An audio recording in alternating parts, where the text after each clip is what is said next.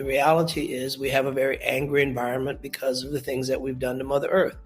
Whether you want to admit it or not, that's, you call it whatever you want, title it whatever you want. You can't continue to drill as deep, shoot as high, emit as much, and expect there not to be some ramifications.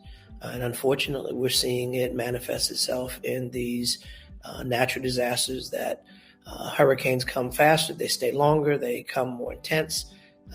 It's a real issue. And these are issues that man, in the general sense, man, woman, mankind, created, and it's going to require, mankind to fix it. I think now people are more tuned in, in large part because of a 24-hour news cycle. Everyone is connected to everything happening around the world. Certainly, we have better mechanisms in which to track storms. NOAA has the hurricane hunters, for example. So they're able to establish baselines and different intensities. And we're seeing various forms of new data points coming out that to some people look like a very scary picture. But remember, back in the 70s, it was, oh my God, this is going to be an ice age. And then before that, nature, it ebbs and flows. It's cyclical. So when you think about the economy of what natural disasters do, they shut down businesses. People can't go to work. Business owners can't produce product. We saw the supply chain frozen with COVID, and we saw what that did to our world economy. So natural disasters play a role in everyday life, whether you are in the cone of uncertainty or if you're not. Directly or residually, we're all impacted. And then you talk about some of the natural disasters that we've had. I'll use Hurricane Idalia as an example. That right now is looking to be about a $500 to $750 million agricultural impact. Now, that's not just in crop loss. That's pivots, that's fencing, that's packing houses, that's lifts, that's all of the elements that goes into an agricultural operation. So you combine that with inflationary pressure, supply chain concerns, all of that, it paints a pretty daunting picture for American producers in agriculture. In the aftermath of Katrina, we started shoring up levees. We started working on those weak points. And as a result of it, the next series of storms that came didn't have as much. And I underscore as much because any devastation is too much, any loss of life too much, any loss of property too much.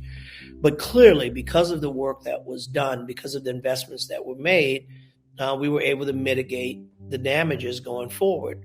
And now with the passage of the $1.2 trillion infrastructure bill, for which I'm very proud to serve on the committee that drafted it and ultimately sent it to the House floor and ultimately to the president's desk for signature, is a perfect example of investing ahead to make sure that we are prepared for the next storm. When I talk about infrastructure, I think of things like ports and bridges, roads, airports, things that are used for moving people, moving goods. And typically it's that interstate system. We have really neglected our investments in very serious ways into our nation's infrastructure.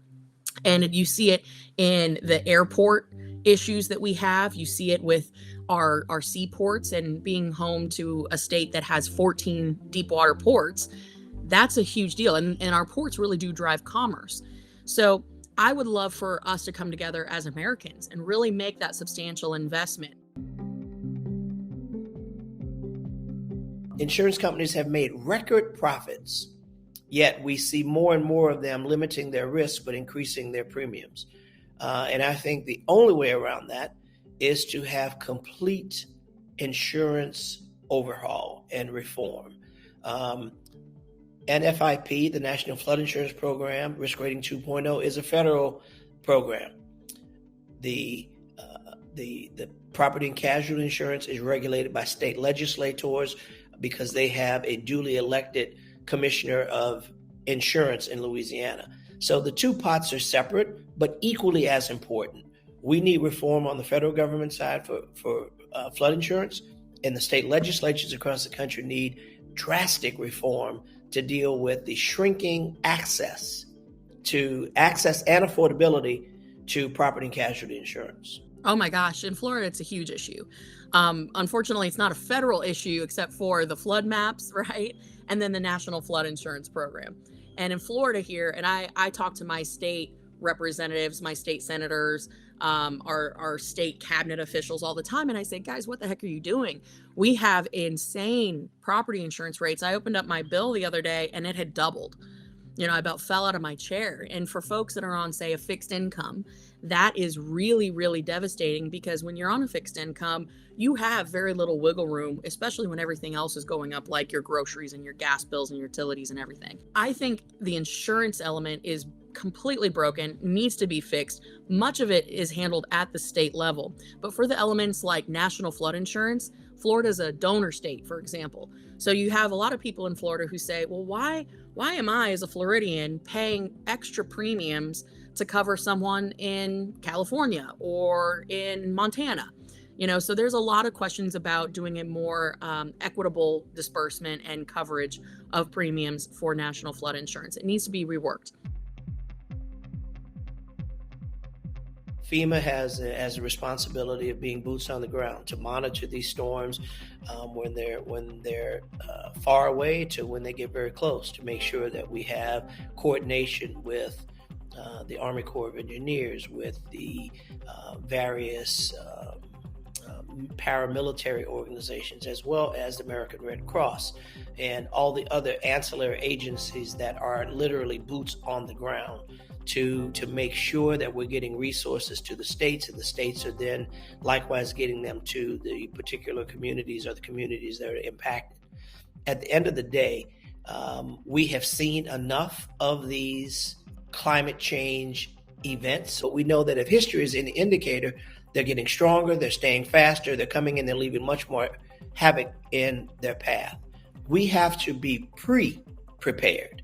From this latest Hurricane Idalia, we being Senator Rick Scott and I, we put out a request for $16.5 billion. And that was commercial, residential, and agricultural losses that needed to be looked at, because you can never really plan for these storms. And so I think when you're talking about getting people back on their feet, these disaster supplementals are incredibly important, in addition to the different protection programs that we have out there as a safety net.